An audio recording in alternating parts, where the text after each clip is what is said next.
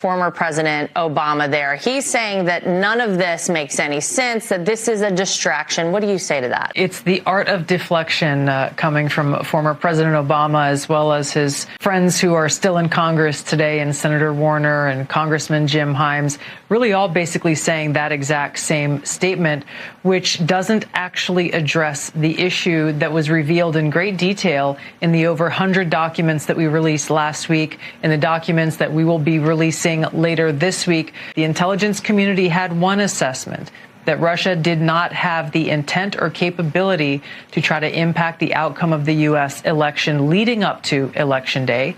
The same assessment was made after Donald Trump was elected by the American people as president in 2016, defeating Hillary Clinton. And it wasn't until after that pulled President's Daily Brief document that you referenced that the Principals Committee was called in the National Security Council, and President Obama then directed Obama's DNI James Clapper to lead the effort to create this new intelligence community assessment that detailed not if, but how Moscow attempted to influence the outcome of the U.S. election. So this is the thing that I think people should pay attention to, is neither the message from President Obama's office, neither the statements coming from Democrats in Congress today and their friends in the propaganda media. None of them are addressing this fact that there was a shift, a 180-degree shift from the intelligence community's assessment leading up to the election to the one that President Obama directed be produced after Donald Trump won the election,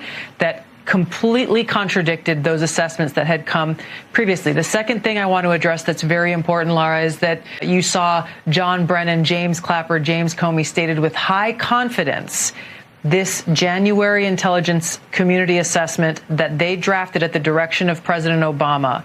The fact is that they used already discredited information like the Steele dossier. They knew it was discredited at that time, yet they used it as a source for this document that they claim to have high confidence in.